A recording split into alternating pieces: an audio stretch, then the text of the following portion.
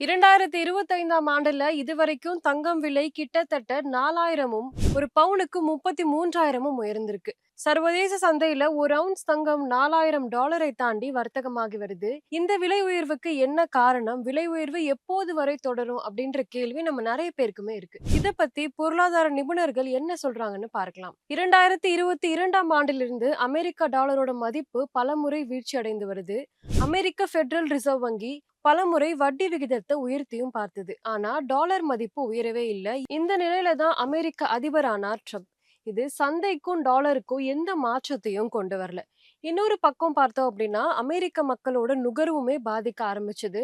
இதை சரிக்கட்ட அமெரிக்க federal reserve வங்கி சமீபத்துல 25 பாயிண்ட்ஸ் வட்டியை குறைத்தது. இன்னுமே சில வட்டி குறைப்புகள் இருக்கும் அப்படின்னு சொல்லப்படுது. இது இன்னமும் டாலர் மதிப்பை வீழ்ச்சி அடையதான் செய்யும். இதனால முதலீட்டாளர்கள் டாலரை தாண்டி வேறு முதலீட்டை தேடுவாங்க.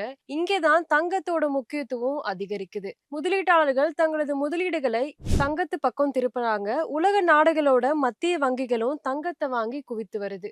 மேலும் உலக நாடுகள்ல இருக்கும் அரசியல் மற்றும் பொருளாதார நிலைமை, வரிகள், பணவீக்கம், இது எல்லாமே தங்கத்தினுடைய விலைக்கு ரொம்பவே காரணமாக இருக்கு. தங்கத்தினுடைய விலை குறையணும் அப்படின்னா அமெரிக்க டாலரோட மதிப்பு வலுவாகணும்.